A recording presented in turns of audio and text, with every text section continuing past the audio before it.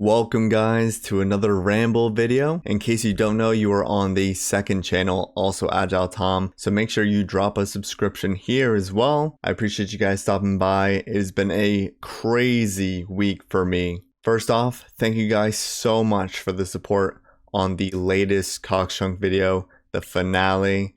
We got to 140,000 views on it at this point, and it's still climbing, and I just am in awe by all the support for it.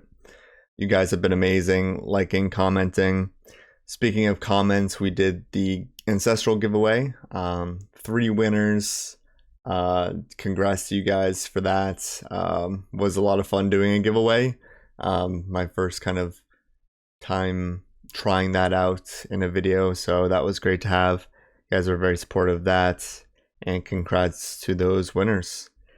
Also, the chunk roll stream went off amazingly. The chunk roll stream is also still available on the main channel if you guys want to watch that through. And I recommend watching both of those videos before you continue with the rest of the video. But first, I just want to say how amazing the sport's been this week. I was featured in 2 articles, if you guys didn't know.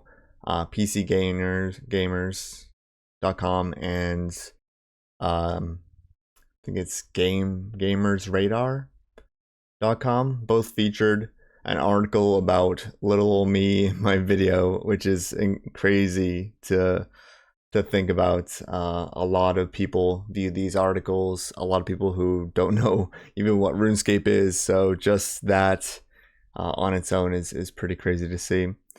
Also, RuneScape Chronicles had a really cool episode showcasing my video as well.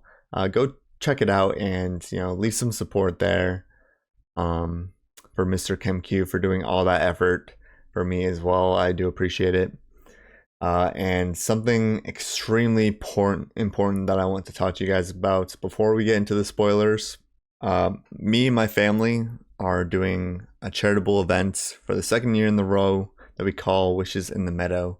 It's for the Make-A-Wish Foundation, specifically for their main branch. And basically what it does is it's a charitable organization that helps kids with illnesses, critical illness, and gives them their one wish. Something like going to Disneyland with their family, or Hawaii, or maybe it's to meet their favorite athletes, or to experience being a police officer for a day. There's a few kids who have done that.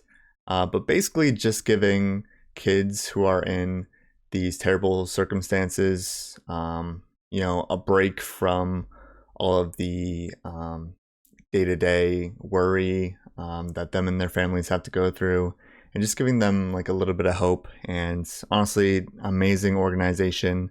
And shout out to my parents who put a lot of time into this event. They do it out of their own kindness, and this is their 2nd year doing it. It takes about half of their year planning for this, and the event last year went off incredibly well. This year it's going to happen a week from the day that this video is going out, so next Saturday, and it should be a fun event to go to. I might show you guys some photos of last year's event on screen, and hopefully I can show you guys photos of this year's event after it happens. But it's really fun. It happens in my parents' backyard. They have a lot of space there. They have a band. They had petting zoo last year. They have a pond for kids to catch frogs. Live music and everything is great. They've got local businesses that come and help with food and stuff. And they have a treehouse in their backyard too. So they do treehouse tours, which is really fun. But overall, it's something that they're very passionate about, and I try to help them every step of the way with that. So I am going to be leaving a link where you can support this event down in the description, wishesinthemeadow.org, and anything that you guys could provide would be greatly appreciated. This does specifically only help kids in Maine, which is my home state, but definitely that they would be grateful for any sort of support that any of you guys can give, and I would appreciate it as well. So yeah, enough of that though. You guys are here for the Cox Chunk content, so anything from now on will be spoilers. Get out of my way, Flippa. We don't need that. Spoilers from here on out. Let me look into the bank here. And you guys can see some new best in slots. We have a Black Mace, which is a +2 prayer bonus. Best in slot prayer weapon. Bando's Cloak +3 prayer. I got this from a Lucky Impling recently. So, a bit of extra spoiler there for the next video. New best in slot cape. It's a shame because I love the look of the Xerx Champion cape. Took so long to get this cape, and I definitely want to flaunt it where I can. It's definitely going to be my best in slot skilling cape still. So great to see that. And yeah, we have a lot of new items in the bank. It's like so refreshing having new items finally after basically getting everything I possibly could within my own chunk. So it's nice to have. We are stacking up Bird's Nests for the eventual evil chicken grind. By the way, here's the chunk map, so you guys can see here. Our new death chunk is right here. The Graveyard of Heroes chunk is what we'll be calling it. Graveyard of Heroes chunk. I'll get into what's in there in a bit here, but yeah. First of all, yeah, all of these amulets of cursed magic in here. See, all this random loot I've just been picking up as I go. It's very exciting having new stuff in the bank. Love to see it. Anyway, yeah, our current grind is the Fire Rune grind for superheating. So the only chunk task left is 85 smithing to superheat a runite bar. As you can see, we already have all the ore banked from chambers, so that's pretty good. One thing though is that if we had more coal, we could do more mithril, which would in turn save us fire runes. But yeah, it's not worth going to more raids to try and get coal. It's more worth it to grind more fire runes because it's a lot quicker. I'll show you the method here in a second, but yeah, tons of gold that we'll have to use as well. And unfortunately, we'll have to dip into the silver ore too, which is pretty bad XP, but it is more worth it than grinding more raids. We got the Xerx Talisman, which is a really nice teleport back to the bank, back to the chambers area, so I'm very grateful to have that one. We have plenty of Lizardman Fangs to keep that stocked up as well. I've been using all the darts on killing the Necromancer for fire runes, which has been really fast kills, but ultimately we will run out of those and I'll be back to meleeing them with the Elder Maul. I do have my best magic defense armor for this, just because there's a lot of prayer flicking, and if I don't feel like prayer flicking, it's nice to have the maximum mage defense to get hit less by the Necromancer. But yeah, let's do some kills with some darts first, just because I've been getting used to using this setup. And yeah, we're trying to use the defense potions up. There are other mobs around the Necromancer, which makes this grind a little bit more annoying. Let's not get that. Wait, he's juking me out. Okay, never mind. Yeah, which makes this extra annoying. Actually, I don't need to do that. Yeah, okay. Yeah, so the nice thing about having the teleport chambers is I can reset my stats in the chambers. I can now use the mountain guide to get me to the other side of the swamp. So here we are already in this chunk and into the new chunk this way. We We had to kill a lot of these soldiers for, or sorry, the sergeants for a rune kite shield earlier. And over here in this little woodland area is the necromancer and his zombies and dark warriors. Yeah. Here's a medium clue step. I actually have a doable medium clue step in this chunk. Only one, sadly. It is a little bit rare to get a completed medium clue in this chunk, but we're going to try to. Ultimately, in order to have enough superheats to get 85 smithing, I'm going to need to kill around 300,000 of these necromancers. And yeah, it's going to take a long time, but they do drop medium clues, and on the way to getting 300,000 kills, I should on average get 2 completed medium clue caskets. And what we're searching for from the medium clue caskets, other than all the really nice drops that you can get from it, like ranger boots, spiked manacles, sandals, holy sandals, I really want to get a fire battle staff from them. So we'll have 2 chances at a fire battle staff. I think it's like a 1 in 8.5 chance to get them from medium clue. So 2 of them will give us a decent shot. And then there's also lucky implings that could give us a fire battle staff.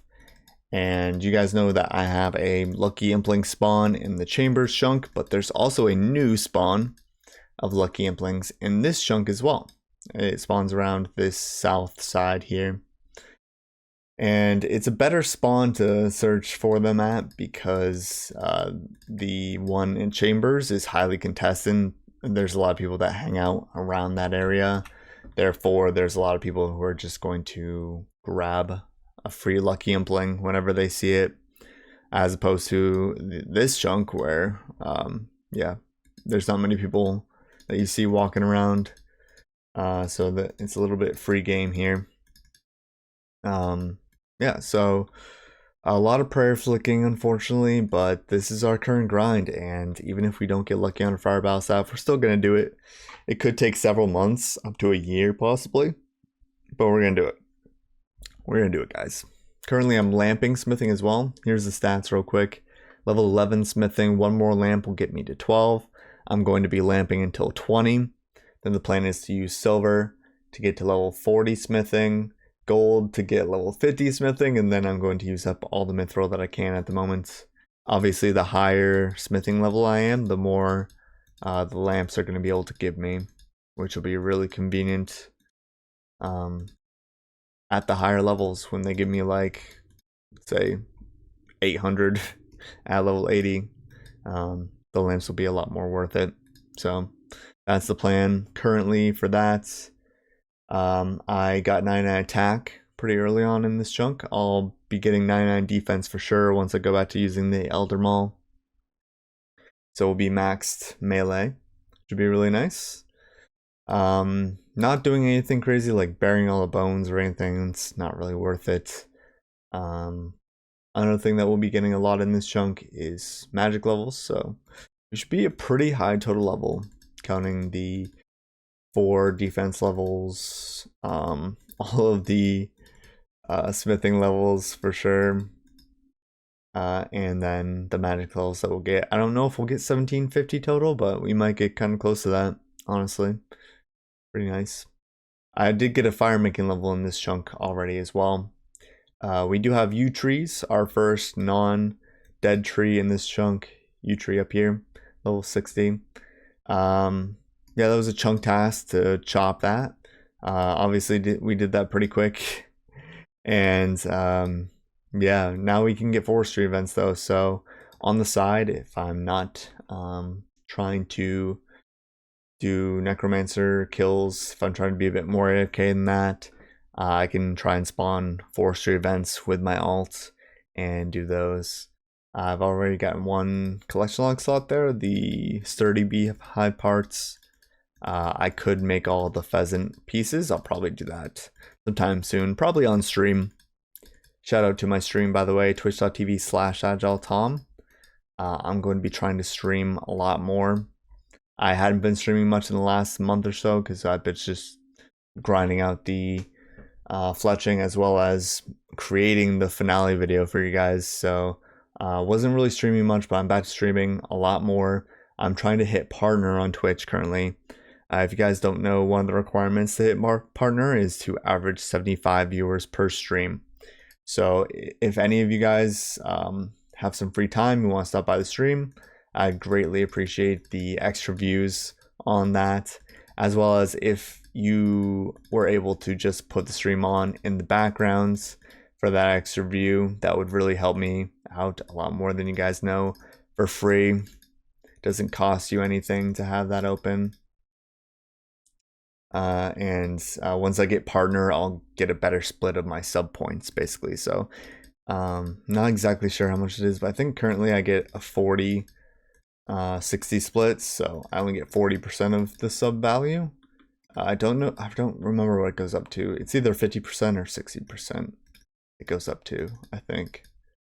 So that would be a lot nicer, and that would help me out a lot. So I do appreciate anybody who plans on joining in on the streams. They're a lot of fun too. You can ask me whatever questions you want. You can watch me grind for fire runes all day. But yeah, join the stream if you'd like to, and I appreciate you guys who do. But back onto the necromancer grinds. Other things other than just fire runes that we're looking for. A lot of other really great runes from these guys, like law runes. We're going to be stocked up on law runes. I will eventually need a ton of law runes with a construction grind going back and forth to my house. So the law runes that I get here are very helpful as well. Water runes are really good. Chaos runes, body runes for prayer eventually. Cosmic runes. Well, other ones. Air runes, obviously. During the raid, we can now pretty much sustain our air runes, which is really good. And what else? Death, blood. We already have a lot of those, but might as well suck up on more. And nature runes too. Nature runes are obviously used for the superheat spell as well. We definitely don't need as many nature runes. I think like 500k fire runes and then like 125k nature runes. So less nature runes, but we should get all of our nature runes passively by killing the necromancer, so that's really good. We get these cursed amulets of magic from the necromancer. They're worth quite a lot of GP for what they are, like 13k. Sometimes it goes up to like 17k. I'd say it stays around 13 to 17k GP on the GE, but it does fluctuate.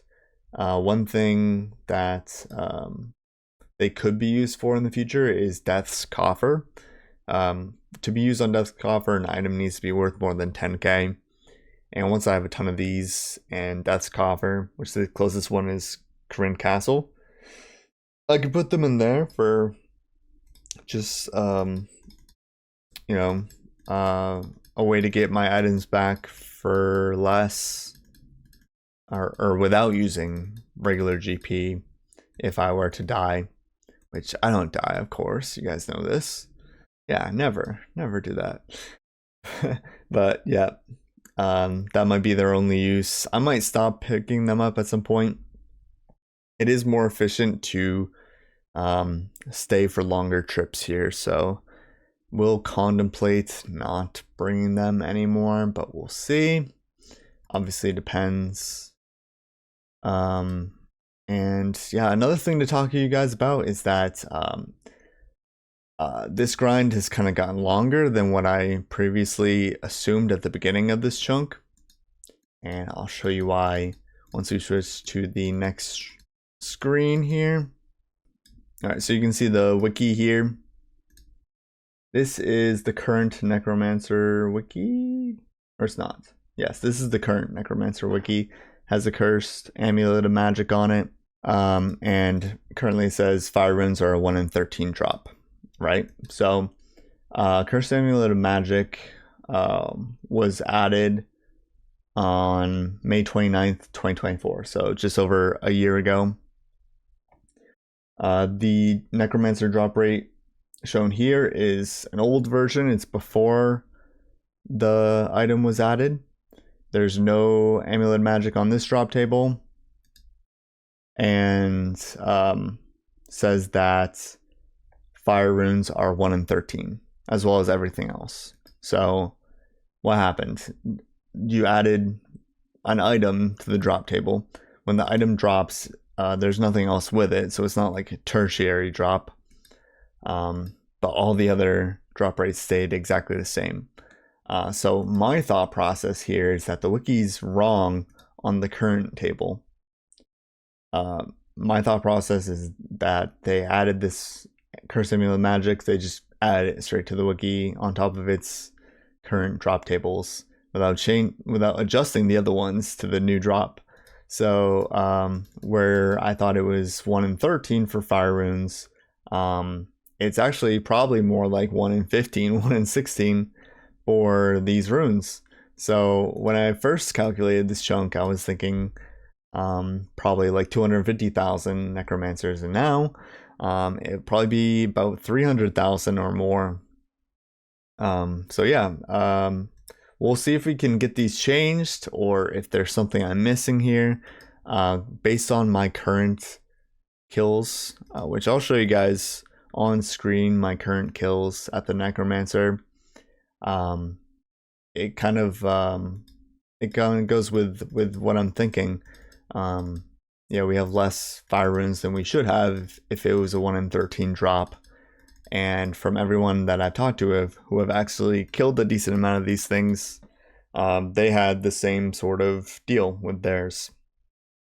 So yeah, I'm pretty sure that the drop rates changed, and yeah, we don't have the current drop rates correct on the wiki. So if they are incorrect, I'll try to get them fixed. And yeah, now I'm pretty much expecting to have to kill at least 300,000 of these. Now, either way, if I do have to kill more, it's fine. But yeah, this is kind of what I'll do is I basically go into this area where you see the yellow box, and I kill them until I lose aggro. These zombies and one of these Dark Warriors right here are aggressive, so I do have to fight them off until that 10-minute timer goes away. And then what I can do is kill the necromancer and then hop worlds. I'll show you that here in a second. And yeah, so we have another hopping worlds grind. Basically why I need to hop worlds, because the respawn point for this necromancer is 30 seconds. As you can see with the timer going down there, it might be a little small c, but timer's going down. I can just hop worlds to another necromancer and should be able to skip that timer. Saves me about 15 seconds every kill. Kill the next one, continue to hop worlds. That's kind of what the grind is. So it's a little unfortunate that we are once again in a world hopping grind, similar to the Fletching grind where we had to hop worlds for a long time. Yeah, so it is unfortunate. It's not the best grind. It's actually probably the worst way I could have unlocked the superheat spell or the 85 smithing in general. At the same time, I could have unlocked the Giant's Den, which is right to the north of this chunk. So when I was rolling in from this chunk, I really wanted to get this one for the Giant's Den down this little dungeon. That would give me a Fire Battle Staff from Fire Giants, which Fire Battle Staff obviously unlimited fire runes, and then I would have just had to kill the big frogs in this chunk for nature runes, and we would have been able to roll a chunk after like a month.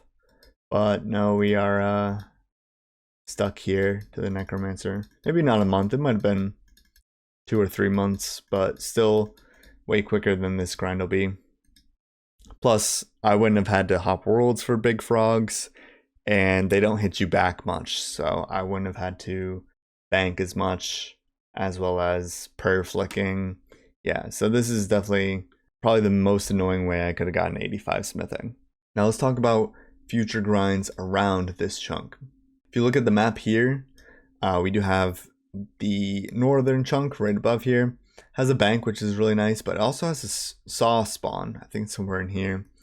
The saw spawn will be really good for construction once we unlock construction, most likely in Hosidius.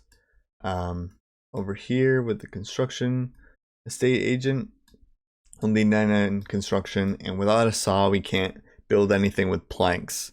So all the planks that we got from chambers will be useful once we get the saw in this chunk, so that's a pretty big chunk to get. This chunk right here has Shazian armor, 2 rolls away. Shazian armor would be amazing to get before shamans.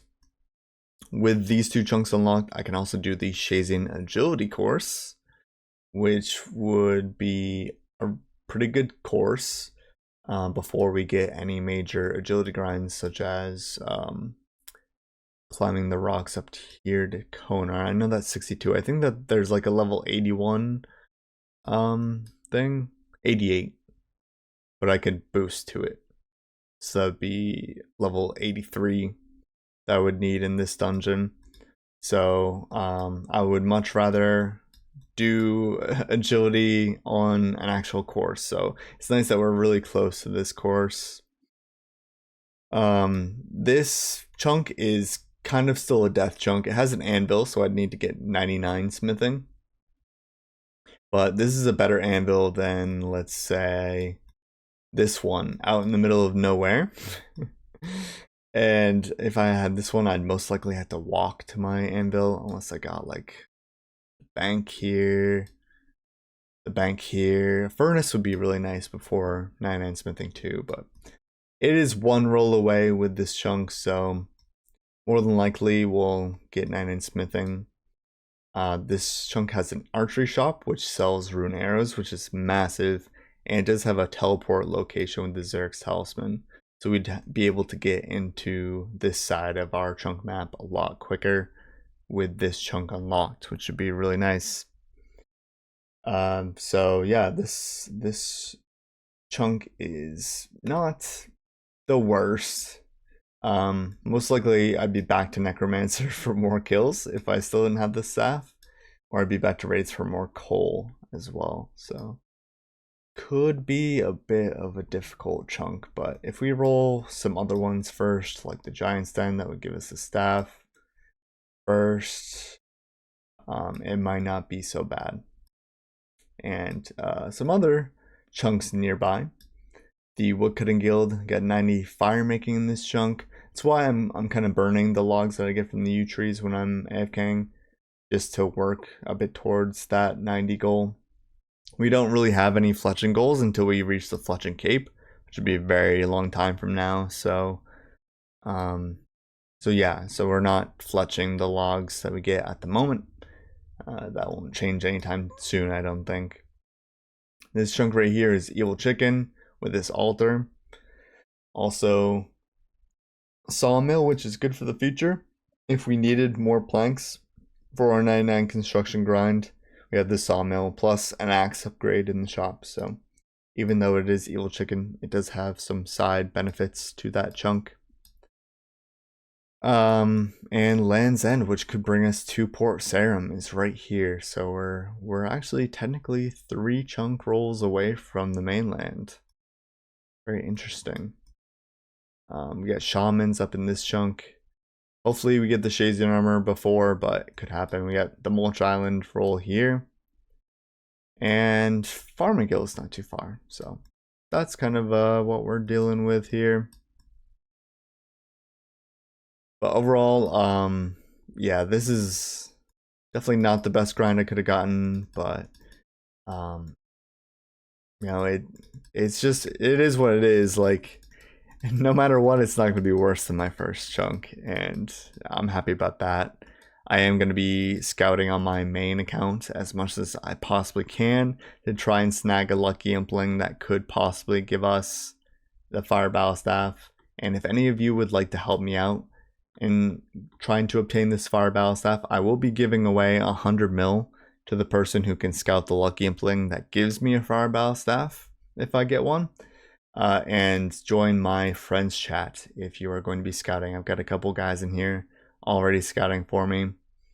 Yeah, Cox Chunk clan chat, and just message in here if you find a lucky impling, or you can join my Discord, which will be linked down below, and let me know in the impling channel of the Discord that you found an impling, and try to tag me in it so I will know. And if I'm not online on the chunk account, that'll be the best way to notify me. But yeah, I appreciate you guys watching the video and kind of seeing what's next on this account. Another thing that I want to talk about was future series. A lot of you guys know already that I'm doing a Tob Chunk account. That is coming in September. Look forward to that one. In between now and then, I'm going to put out a long video for Cox Chunk. That's going to be top priority, coming out early July. I have a few ideas for some one-off videos I might try. I'm going to try to at least post one before the long video, or between the long video and Tob Chunk. I want to do a new episode of the collection log series and new video of the clue scroll series, which should be 1,000 easy opening that I did back in January. But should be a fun one. I appreciate you guys hanging out and listening to me ramble for a bit. Look forward to seeing more of this exhilarating content here. And if you're looking forward to the next episode of the chunk series, that will be probably starting either when I finish the Tob Chunk. Well, it'll be coming after I finish the Tob Chunk, basically. So that could be about 9 months, and I'll still be in this chunk when the videos start coming out. So yeah, they should be pretty well done videos. We'll have the Tob Chunk out of the way, and you guys really won't miss anything, because it's literally just gonna be like another year of killing this guy and smelting some ores. So look forward to that. I guess you guys will be able to see it in a bunched up few episodes instead of waiting all year for it like me. So look forward to that. Leave a like, leave a comment, and I will talk to you guys in the next one. Peace.